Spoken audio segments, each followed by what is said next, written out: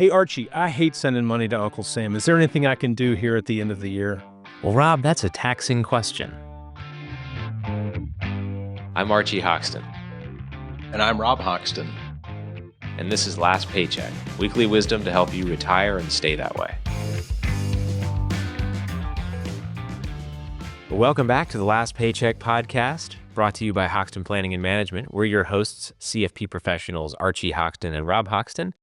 And today, we're going to talk about tax planning. It is tax planning season with the end of the year coming up here rapidly.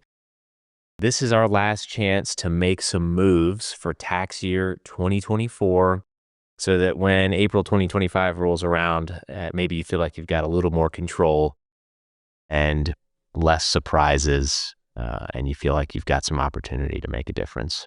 Yeah. You know, one of the questions I've been getting, Archie, is that there was a lot of talk about changes in the tax structure. There's still a lot of uncertainty around that, but it's not likely to have a big impact on the planning that you might do here at the end of this year. Right, because it was going to go into, if that had sunset, if it does, it will not sunset until 2026. So 2025, if it were to sunset, would be your last year to take advantage of the current tax system. Right. If it were to sunset for everybody and revert back, which, isn't not necessarily a likely scenario, but now it's looking like we'll continue with this tax system for the foreseeable future. Yeah, I mean, there's always a chance that things will change because there's got to be a vote in order to make it permanent or to extend it past the end of next year. So I'm sure there'll be some changes, but that doesn't really impact what you might be trying to do before the end of this year to affect this year's tax bill, right? Right. Okay. Because this year, we know what the system is. We know what it will be when you actually go to pay taxes in April and file. We're filming this in November, which is kind of the sweet spot to start making a plan, figuring out what have I done to set myself up for success tax-wise throughout the year? What have I left undone? And what do I need to do between now and December 31st? Because there's some things that maybe you haven't taken advantage of that you should. The deadline for some of these moves is the end of the year, December 31st at midnight. Some of them, it's a little bit later. Right. So maybe it's before you file your taxes in April. Right. Well, let's start with some of those because, right, I mean, you've got plenty of time. However, things to keep in mind are if you wait until the next year, there are considerations that you need to make.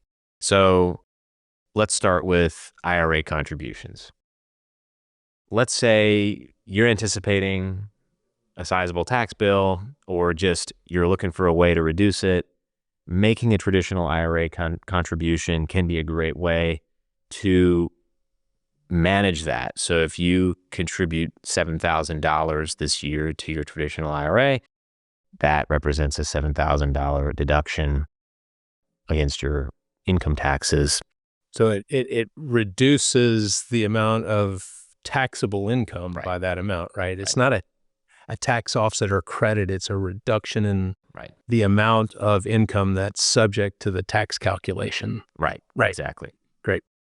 So you have until April to do that. But then the question becomes, there's also the investment value and investing as early as possible and not delaying and being in the market. Does it make sense to wait until April?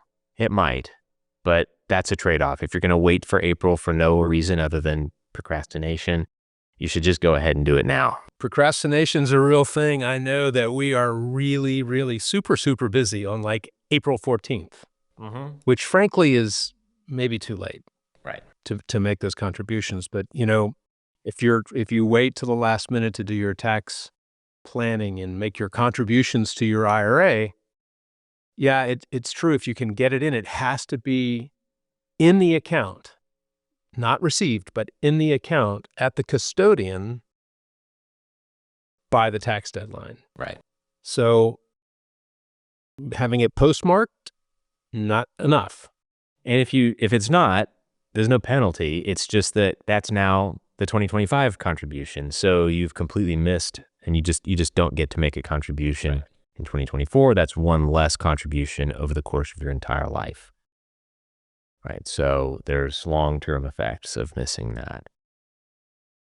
But it's a great way if you're looking at your taxes and you're thinking, what can I do to save some money? Make a traditional IRA contribution. What are some of the things you have to be mindful of with an IRA contribution? You have to have earned income, right? Or your spouse has to have earned income, right? You have to, if you're in a retirement plan at work, your income has to be below a certain threshold, or you get phased out. In order to take the deduction. In order to take the deduction. You can always, so if let's say you have a retirement plan at work and you make enough money that you're beyond that phase out point, you can still make the contribution. You just can't take the deduction, which there's still value to doing that. But in that case, maybe you should look at, a Roth contribution or a backdoor Roth contribution as an alternative. Yeah, so the backdoor, you could make a non-deductible IRA contribution and then convert it to Roth. If you leave it as a traditional IRA that you didn't get a deduction on, you then have a tax basis of the amount that you contributed, but the growth, the tax on the growth is deferred until you take the money out in retirement. Right. So there are advantages to that as well. Another account to consider contributing to save some money on taxes would be an HSA. If you have a high deductible health plan, that's the triple threat account. You've got the tax deduction on the way in, you've got tax-free growth, and then if you use it for medical expenses, tax-free withdrawals. And the definition of medical expenses is a lot broader than you typically would think would be the case. Right. Doesn't have to be a hospital bill. It can be glasses, it can be hearing aids, it can be a lot of things that wouldn't otherwise be covered by normal health insurance. But keep in mind, the real amazing power of HSAs is its ability to compound tax-free. There's no other account that you can, every single year, you can put money in that was not taxed, let it grow for the rest of your life, and take money out without paying taxes. And once you're past age 65, you actually don't have to use it on medical expenses as long as you're willing to pay the taxes. So it kind of behaves like a traditional IRA at that point. Still best used for those medical expenses for that triple tax-free. Yeah, and you're going to have medical expenses. Right. As you get older, you're going to have medical expenses. So, yep. What else? What's another great thing you can do? Well, if you're saving for college for a loved one or for yourself, and you're using a 529, if your state allows for you to take a tax deduction, which many states do, sometimes it's limited to a certain amount of contribution, sometimes it's not. That's a way to give yourself an edge on your state taxes. You can, hey, you know what? I haven't made my 529 contribution yet, or I'm expecting a tuition bill in January. Why don't I go ahead and preload this thing and save money this year?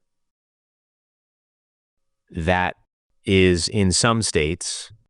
And you can get it, you can use it for high school too. Like let's say you have a grandchild that's going to the local Catholic school or a private school.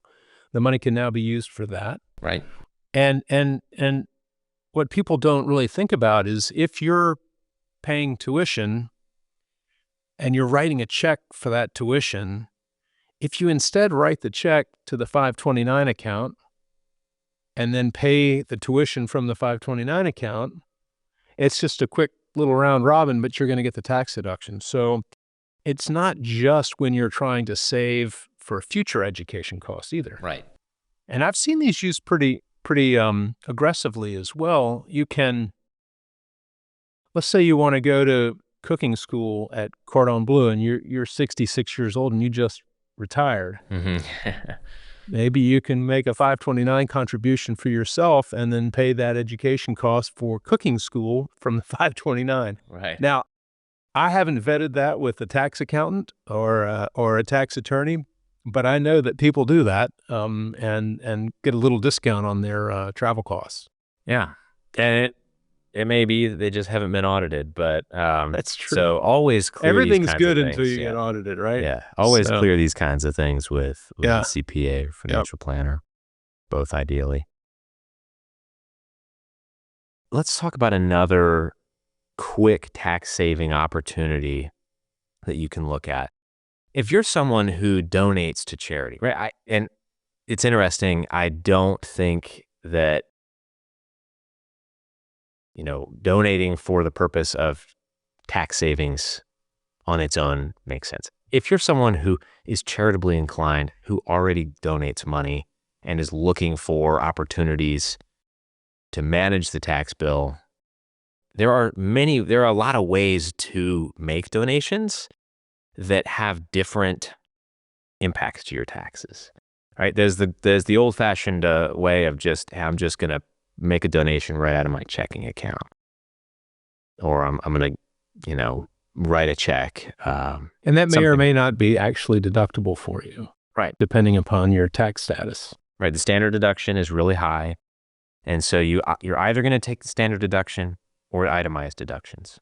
And your itemized deductions, for it to make sense to take itemized, have to be higher than the standard deduction, which means that between your mortgage, state and local taxes, and the other really big one for most people is charitable contributions. If they don't exceed roughly $30,000, you're just going to do the standard. So in that case, writing a check out of your account probably isn't going to deliver any additional tax value for you. However,